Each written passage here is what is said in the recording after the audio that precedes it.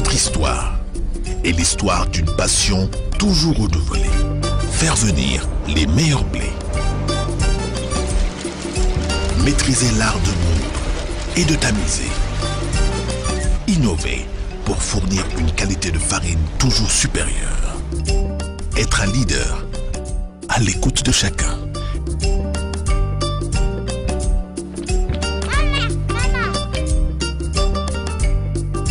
Une demande toujours plus grande à travers tout le Sénégal. Les Grands Moulins de Dakar. La marque de confiance depuis plus de 50 ans. Fédération nationale des boulangers du Sénégal. Plus de 800 membres affiliés, générant plus de 30 000 emplois directs et plus de 43 000 emplois indirects. Nos objectifs, unir les membres animés d'un même idéal et créer entre eux des liens d'entente et de solidarité.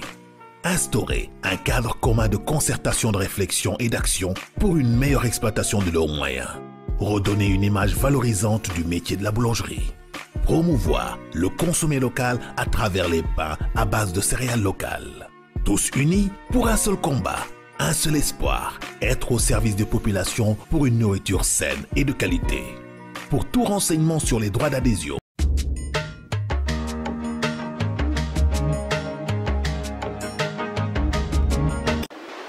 ci ferñeent pepp yi gën a baax ba ci farine taamu nañu Saf Instant. am jànq ndaw ñetti beñe yu safa ngook man dama xiif lool waaye jaay ma ñeenti beñe. say ñeenti beñe ngook waaye yaay booy jaay ma ñetti beñe. waaw yow lan ngay def ba jaay beñe yi yëpp lan mooy sa feem xanaa ay feem yu ma sama maam dénk. Levure Saf Instant saf loxo saf cafka yokk koom. Bonjour chers téléspectateurs, bienvenue dans ce numéro spécial de la finale du concours du meilleur boulanger du Sénégal. Alors comme vous le savez, ça fait plus de 3 mois que nous sommes ensemble dans cette émission. Alors aujourd'hui, c'est la finale avec nos 4 finalistes. Donc ñu yegg si fi nga xamante ne ni tey moom mooy fin wu concours bi. Mais avant de suivre la finale qui s'est déroulée au Grand Moulin de Dakar, nous allons juste nous rendre au Magic Land où s'est déroulée une cérémonie de sélection de ces 4 finalistes. Donc avec notre jury qui nous ont accompagnés durant tout au long de ce concours. Mu nekkoon également une cérémonie très spéciale où on en a profité avec tous les acteurs pour parler vraiment du secteur de la boulangerie. Il y avait même le représentant du ministre du Commerce qui était là. Donc, il y avait également les autres acteurs du secteur, comme les meuniers, représentés par M. Franck Bavard, le directeur général des Grands Moulins de Dakar. Il était présent. Donc, loolu la ñuy dem seetaani ñëwaat léegi ci li nga xamante ne ni moom mooy plateau spécial final deuxième saison concours meilleur boulanger du Sénégal.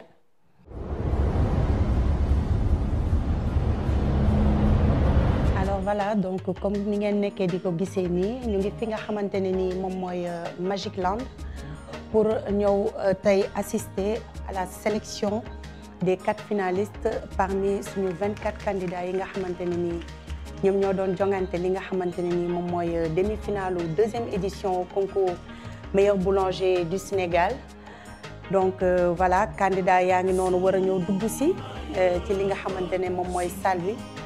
ñi nga xamante ne nii ñoom ñooy seeni ay mbokk di leen di teeru voilà donc ñuy nuyu ñi nga xamante ne nii aussi également mooy suñu ay invité tey donc léegi nag c'est le président des boulangers Amadou Gueye moom mooy def son discours de bienvenue. Et que le reste nous sommes engagés avec l'ONFP, avec les Grands Moulins de Dakar, avec Socoma pour assurer la formation de nos jeunes pour une fin de qualité.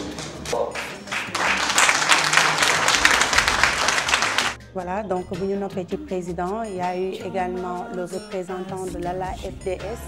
l'ALA FDS nekk suñu ay partenaires jàppale ñu bu baax a baax ci wàllum produit à base de céréales locales bi ku ci mel ni les farines à base de mil et de maïs.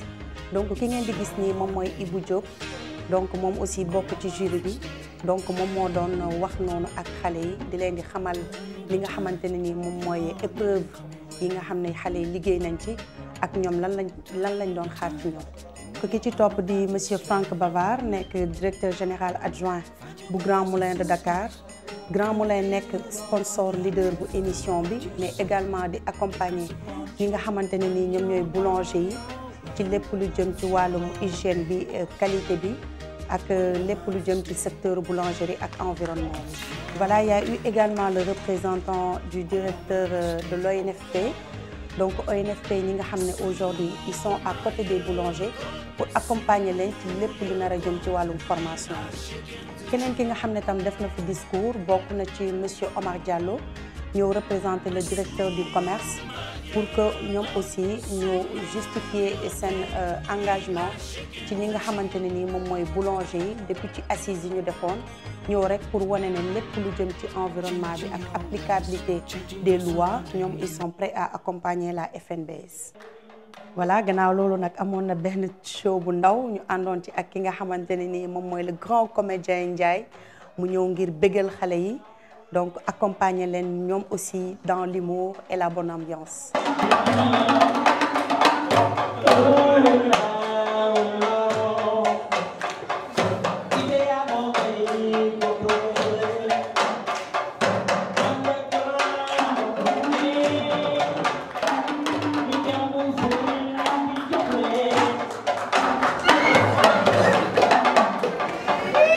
Donc ci résultat yooyu la ñu nar a jublu donc ki ñu njëkk a nommé muy monsieur Saliou donc moom moo gagné la meilleure baguette.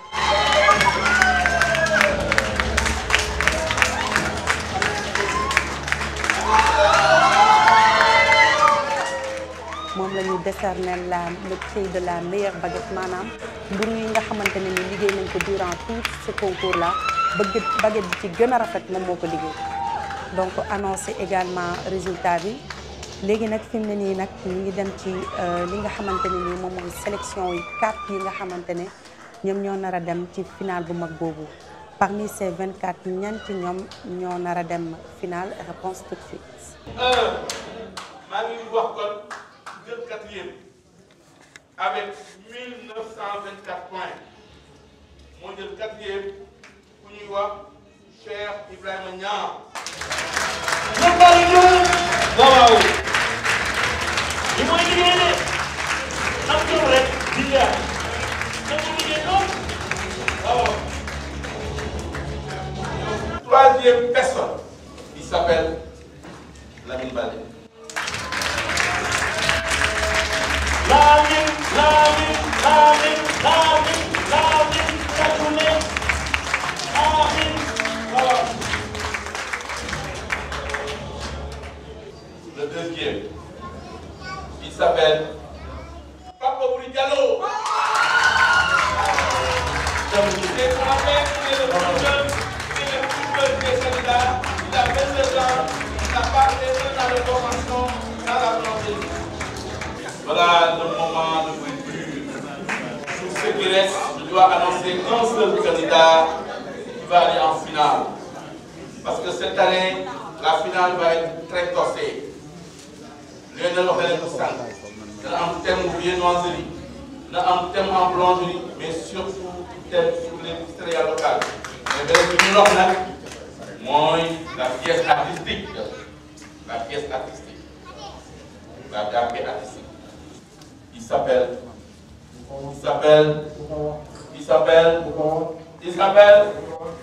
Bamba Diop.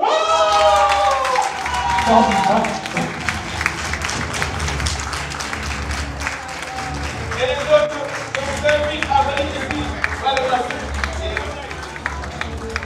Mami wax nga dëgg lii fort na. Ndeysaan àdduna noonu la. Félicitations à vous tous et nos encouragements.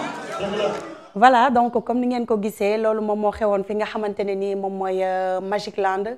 C'était vraiment plein d'émotions avec nos 24 candidats. Finalement, nous n'avons pu sélectionner que 4 finalistes. Donc tey ñoom ñoo nar a jongante li nga xamante ne nii moom mooy final bi. Alors sans plus tarder dañuy dellu fi nga xamante ne nii également mooy Socomaf.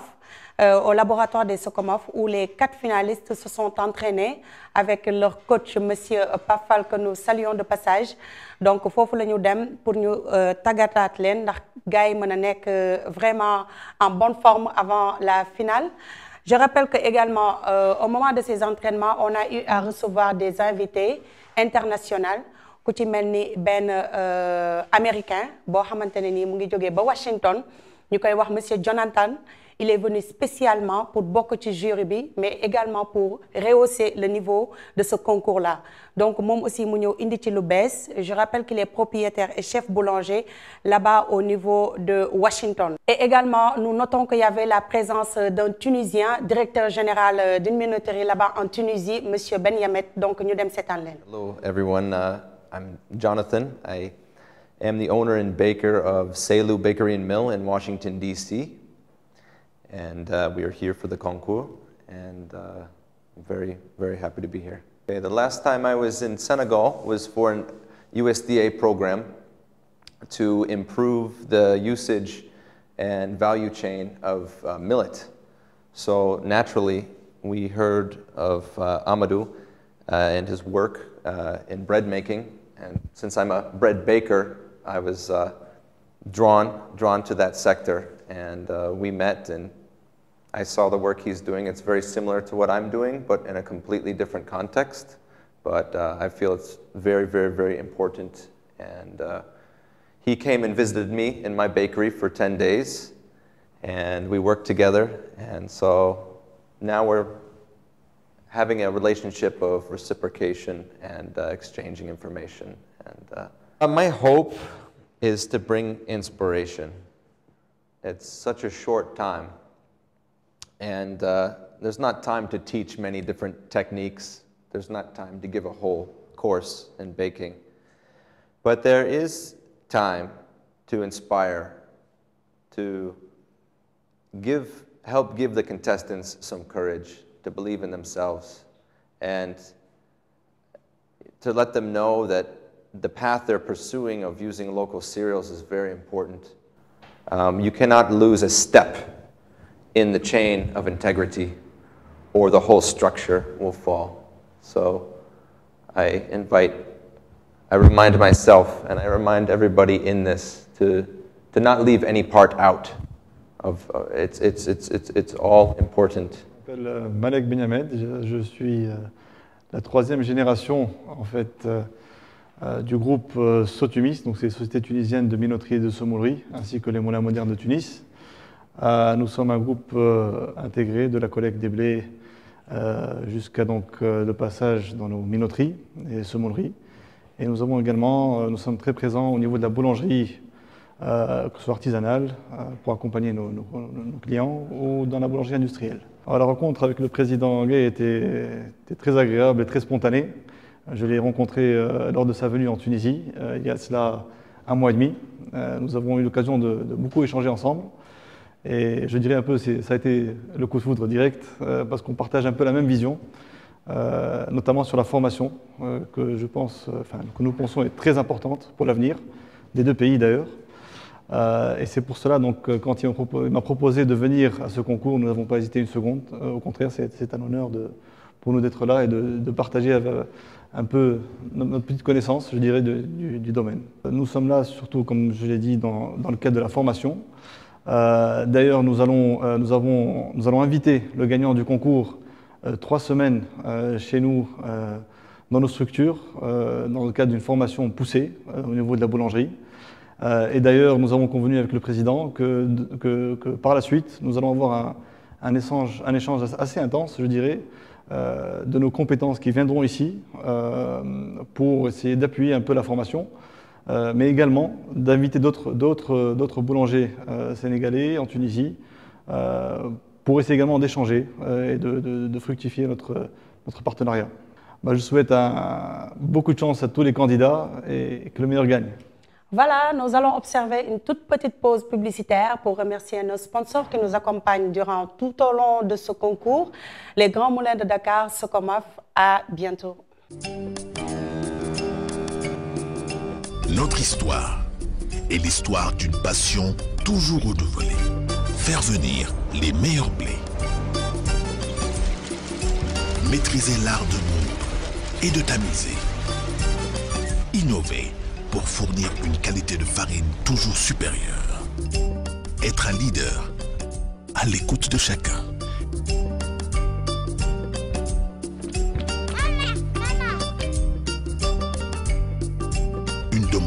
toujours plus grande à travers tout le Sénégal. Les Grands Moulins de Dakar, la marque de confiance depuis plus de 50 ans. Merci, et maintenant c'est le moment tant attendu. Donc, vous voulez voir cette finale de la deuxième édition du concours Meilleur Boulanger. Comment ça s'est passé? Comment ils les ont réalisés? Mais surtout, le suspense de cette édition spéciale, de cette finale, c'est la créativité. Donc, nous avons nañ ko dessiner ci pat manam ñu génnee mburu boo xamante ne nii dañ koy dessiner mu nekk en forme de lion. Alors donc nous allons suivre ça ensemble avec la complicité de la régie. Donc ñu dem laboratoire Grand Moulin de Dakar c'est un li nga xamante ne nii moom mooy déroulement au final bi. Mesdames et messieurs, nous sommes fiers et heureux d'accueillir aujourd'hui au sein des Grands Moulins de Dakar la finale du meilleur boulanger du Sénégal qui a pour but de démontrer que le pays est déjà un pays où l'expertise existe et le savoir-faire, une reconnaissance déjà depuis plusieurs dizaines d'années. Nous avons le plaisir de vous accueillir et nous voulons souhaiter à la FNBS, organisateur de ce concours, un grand succès et l'espérance de voir un métier devenir des plus professionnels. Avec l'Association des meuniers industriels du Sénégal et les Grands Moulins de Dakar, nous pouvons dire aujourd'hui qu'une nouvelle étape est en train de se créer, et ça grâce à l'engagement de la FNBS et de son président Amadou Gaye. Merci à vous, merci d'être ici, et nous espérons que le meilleur gagne et puisse plus tard faire le pain pour le président de la République du Sénégal. Donc nous sommes nous aussi très heureux d'être là, à côté des Grands Moulins de Dakar, qui, depuis la maturation de notre projet de concours du meilleur boulangerie, nous accompagne et nous met toujours à notre disposition ce laboratoire pour former ces jeunes-là. Aujourd'hui, c'est la finale et que nous avons accueilli aujourd'hui nos amis tunisiens et monsieur un professeur de les États-Unis d'Amérique, Jonathan Bitoni, Malik Ben Ahmed, qui est aussi meunier, qui nous a fait l'honneur d'apporter un expert à Nice, qui va être membre du jury. Donc pour que les candidats puissent comprendre, aujourd'hui, vous allez avoir deux autres membres du jury. Moi, qui étais membre du jury, je me désiste pour deux autres candidats qui ont notre œil extérieur par rapport à ce que vous allez faire.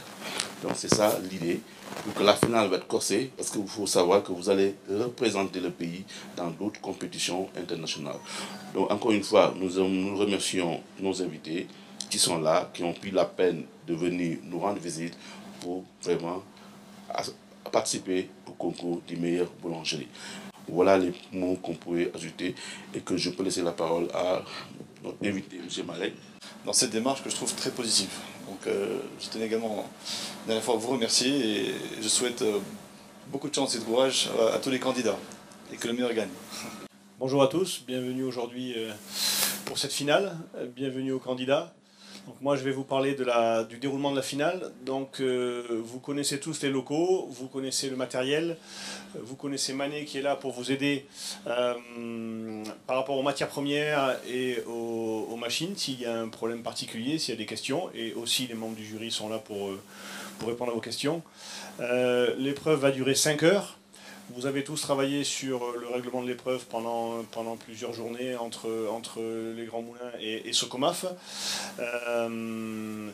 Il y a une partie pièce artistique qui représente pratiquement 30% de la note. Donc c'est une partie importante qui est nouvelle par rapport à ce que l'on faisait avant. Parce que je sais qu'il y en a au moins 3 qu'on a déjà eu dans l'édition l'année dernière, sur 4. Donc cette partie pièce artistique est importante. N'oubliez pas, comme pour les demi-finales et les autres phases, la partie hygiène, propreté, qui est notée avec un point, enfin avec une importance non négligeable. Et puis bien sûr aussi les pénalités par rapport au temps et par rapport au nombre de produits demandés, qui sont beaucoup plus importantes que d'habitude. dañ leen di wax ni ngeen defal pièce artistique bi mooy mburu la pour que nit ñi si daan xam ni lii dañ ko war a laaj xale bi defal ko comme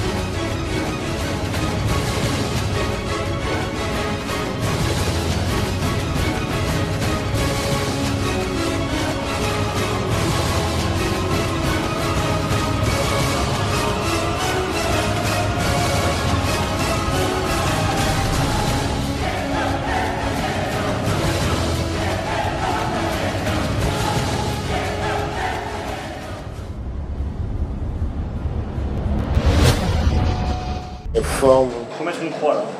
Dimension, hein? Bah, pour les boules, ça même j'avais remarqué là. Donc les formes, qualité de développement.